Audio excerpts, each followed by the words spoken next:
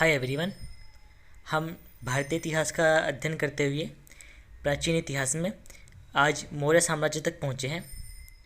Student, चलिए आज की वीडियो में हम मौर्य साम्राज्य की उत्पत्ति और मौर्य साम्राज्य के प्रमुख शासकों के बारे में जानने की कोशिश करते हैं। स्टूडेंट्स, सबसे पहले हम मौर्य साम्राज्य में मौर्यों का उदय किस प्रकार हुआ उसे देखने की कोशिश करते हैं। कहा जाता है कि नंद वंश, जिसकी उत्पत्ति महापद्म नंद के अंतर्गत की गई थी, उसका अंतिम शासक धनानंद था, जो कि महापद्म नंद का ही पुत्र था। महापद्मानंद के 8 पुत्रों में से धनानंद एक पुत्र था और यह मगध में नंद वंश का अंतिम शासक था। कहा जाता है कि धनानंद अत्यंत क्रूर और अत्याचारी शासक था।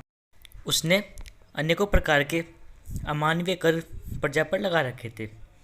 कहा जाता है कि सिकंदर के आक्रमण के समय जब आचार्य चाणक्य ने धनानंद को भारतीय शासकों की मदद करने के लिए कहा और कहा कि धनानंद भारत की रक्षा करे, ऐसे में धनानंद ने आचार्य चाणक्य का अपमान किया।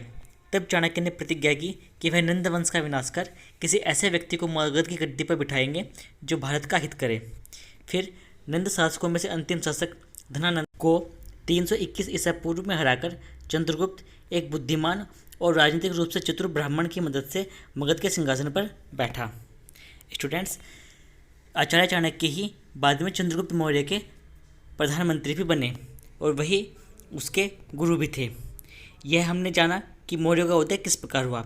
आइए अब हम देखते हैं कि मौर्य साम्राज्य के जो महत्वपूर्ण शासक हुए उनका नाम और शासन अवधि कितनी थी। चंद्रगुप्त मौर्य प्रथम शासक था, जिसकी अवधि 324 या 321 से लेकर 297 ईसा पूर्व तक थी। उसके पश्चात चंद्रगुप्त मौर्य का पुत्र बिंदुसार शासक बना।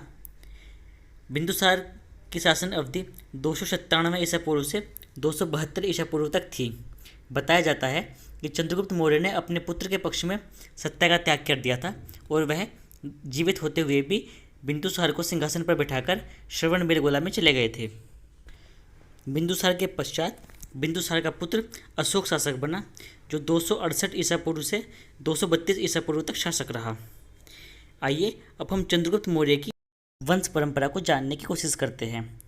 चंद्रगुप्त मौर्य के बारे में कुछ विशेष ज्ञात नहीं है, तथापि इतना सर्वमान्य तथ्य है कि उसका संबंध मौर्य पालने वाले परिवार से था। कहा जाता है कि यह परिवार उसके मातृकुल का परिवार था, अर्थात उसके नाना का वंश था। चंद्रगुप्त मौर्य की माता का नाम मूरा बताया जाता है। कहा जाता है कि मौर्य वंश का नाम मौर्य या तो इसलिए पड़ा क्योंकि वहाँ मोर पाले जाते थे, अथवा उसकी माता का नाम मूरा था इसलिए उसने अपना सरनेम अथवा उपनाम मौर्य लगा लिया। स्टूडेंट्स, आइए अब हम चंद्रगुप्त मौर्य के जीवन की महत्वपूर्ण घटनाओं को जानने की कोशिश करते हैं। चंद्रगुप्त मौर्य का नाम भारतीय लेखों में तो चंद्रगुप्त मौर्य मिलता है, लेकिन ग्रीक स्त्रोत्रों में उसे सेंड्रोकोप्टस, एंड्रोकोप्टस अथवा टेंड्रोकोप्टस के नाम से भी बताया गया है। लंबे समय तक इन नामों से अनभिज्ञता के कारण उसका इतिहास ज्ञात नहीं हो पाया था, लेकिन बाद में पता चला कि यह तीनों नाम चंद्रगुप्त मौर्य के हैं। 305 ईसा पूर्व में सेल्यूकस निकेटर, जो कि सिकंदर के साथ भारत में युद्ध करने आया था, वह सिकंदर के मृत्यु के पश्चात पुनः भारत पर हमला करता है। ऐसे में चंद्रगुप्त मौर्य ने सेल्यूकस निकेटर को पराजित किया और एक संधि की। उस संधि में चंद्रगुप्त ने सेल्यूकस से बलूचिस्तान, पूर्वी अफगानिस्तान, सिंधु के पश्चिम के क्षेत्र को जीत लिया। कहा जाता है कि उसके पश्चात भारत की सीमाएं अरब से मिलने लगी। इस प्रकार चंद्रगुप्त ने भारत की अखंडता की तो सुरक्षा की ही, लेकिन उसने सेल्यूकस निकेटर की बेटी हेलेना से भी विवाह कर लिया। फिर सेल्यूकस निकेटर को चंद्रगुप्त ने 500 हाथी उपहार में दिए। इस प्रकार उसने भारत की अखंडता की रक्षा की और आगामी लंबे समय के लिए यूनानी आक्रमणों को रोक दिया। फिर सेल्यूकस निकेटर ने अपने राजदूत मेगस्थनीज को चंद्रगुप्त के दरबार में भेजा। इस प्रकार मेगस्थनीज चंद्रगुप्त के दरबार में रहने वाला यूनानी राजदूत था। चंद्रगुप्त जैन संत भद्रबाहु के साथ कर्नाटक में चला गए और वहाँ रहने के पश्चात उन्होंने श्रवणबेलगोला में जैन परंपरा के अनुसार अपने प्राणों का त्याग किया। चंद्रगुप्त मौर्य के पश्चात बिंदुसार मगध के सिंहासन पर बैठा। बिंदुसार चंद्रगुप्त मौर्य का ही पुत्र था।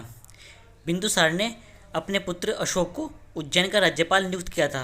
माना जाता है कि बिंदुसार ने मौर्य साम्राज्य को मैसूर तक पहुंचा दिया था। स्टूडेंट्स, आज की वीडियो में बस इतना ही। इससे आगे का भाग हम दूसरी वीडियो में आप लोगों के लिए लेके आएंगे।